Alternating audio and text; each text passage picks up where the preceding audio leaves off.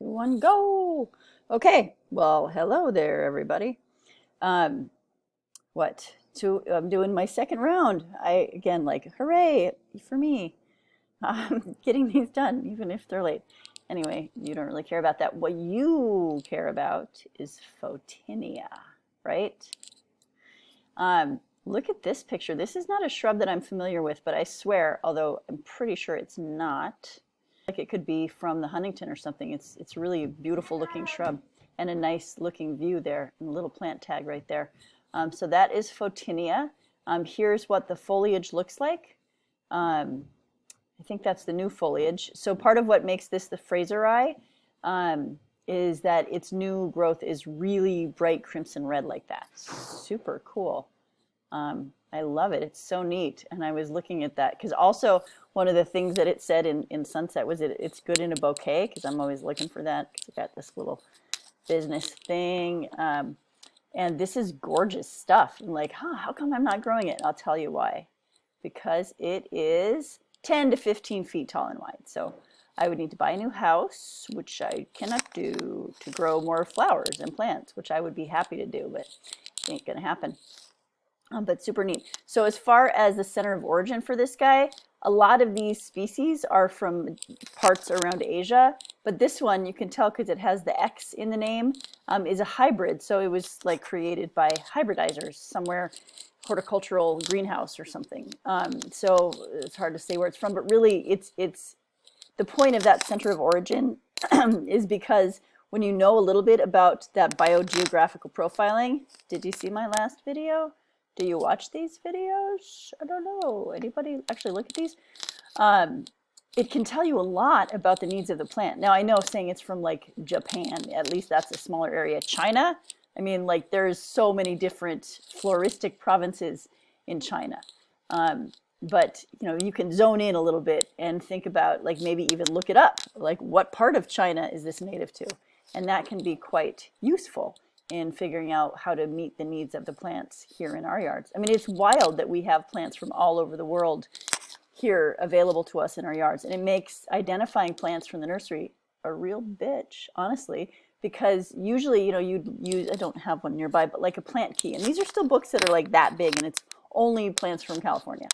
But like the plants of the world, you need like 80 books that size or more, just to identify all the potentially different plants in the nursery by a dichotomous key. So we just gotta do our best. So Fotinia, new leaves, bright red, spring flowers. It took the picture away of this Fotinia Glabra. I had one in there, then I took the picture away because I'm pretty sure somewhere it said that they don't produce, that in our climate they wouldn't produce fruit. No, I can't see that. I could be confusing that with heavenly bamboo or something else that I've just done because it's just a little too much these days. Anyway, it's really cool looking, really beautiful with that new growth, quite colorful. Can be trimmed as a small tree. It makes a nice espalier. I don't know why you would do that, but it did say that. It's evergreen shrub or tree, and you know, 10 to 15 feet tall, so it's not too big for a tree. It's quite small for a tree, but pretty large shrub. Probably would be good for a screen, and it sounds like it's times of the year it's really lovely. And there are smaller cultivars that don't get quite so big. Indian Princess and Red Robin. Like, do I have a spot I could fit one of those guys in? It's so cool looking. Yeah, neat. Neat. Oh, that's Fotinia X Fraseri in the Rosaceae and the Rosales. So, well, the picture that I took away from the Fotinia Glabra had the little fruits, and you could totally see they look like little apples, really. It's got that typical Rosaceae, and I apologize, I did not find very many pictures of this, so I actually had to go on regular internet and violate copyright because they didn't have any of the Fraseri on whatever that is, Creative Commons. But there you go. That's why I didn't have a picture of the flower. I'm going to add that one in though, because it's just a helpful thing.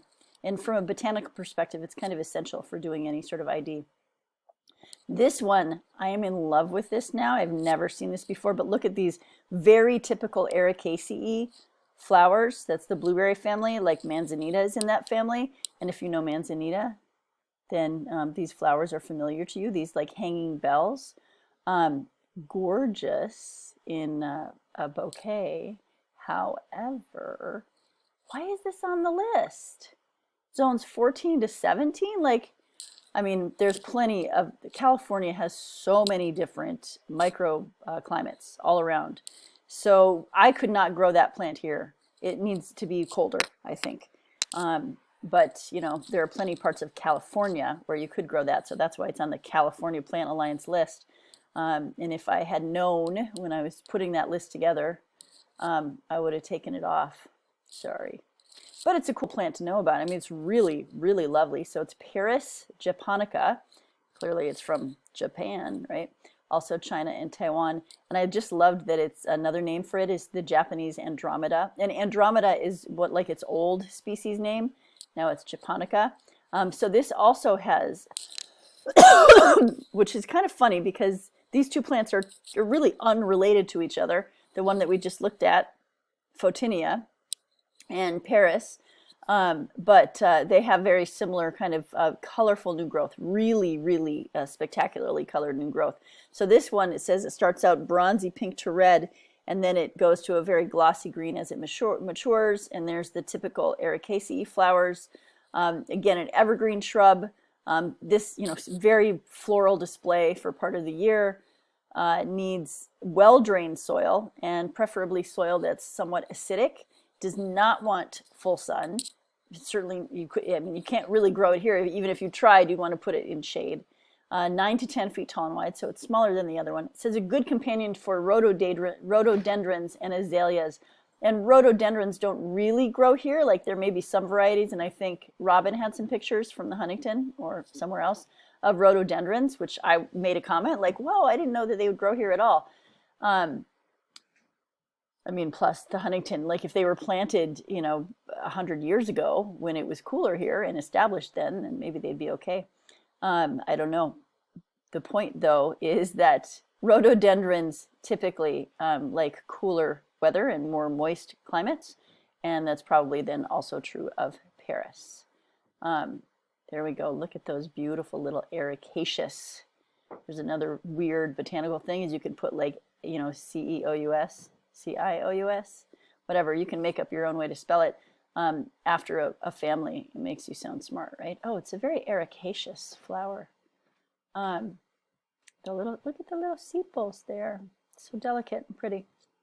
Yep, I showed that before. Sweet. And there's some of the new growth. It's just a pretty looking shrub.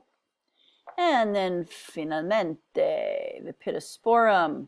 This is the dwarf version. Honestly, it says Tobira. However, we are only looking at Wheeler's dwarf, which is quite a bit smaller than Pittosporum tobira, just the general species. 2 to 3 feet high and 4 to 5 feet wide. So this, who cares, right? I don't know. It's the right species. It might not be the right cultivar, whoever it was who took that picture, but it's in a pot, so it's going to keep it smaller anyway. And it gives you an idea of what the shrub that is 2 to 3 feet tall would look like. Really nice glossy green leaves, beautifully fragrant flowers. The flowers aren't super showy, but they're pretty, and they're very, very wonderful smelling. That's what the fruit looks like. It's not all that pretty, but I think these are kind of slimy too, if I recall. They kind of get on stuff, but like, oh no, it's a messy plant. People say that about all kinds of really beautiful things. Oh no, I spilled flowers all over my car. And again, it can be a problem if the flowers also have like plant juice, which can be acidic and can make the paint kind of have problems on your car. But who was here first, the car paint or the bush?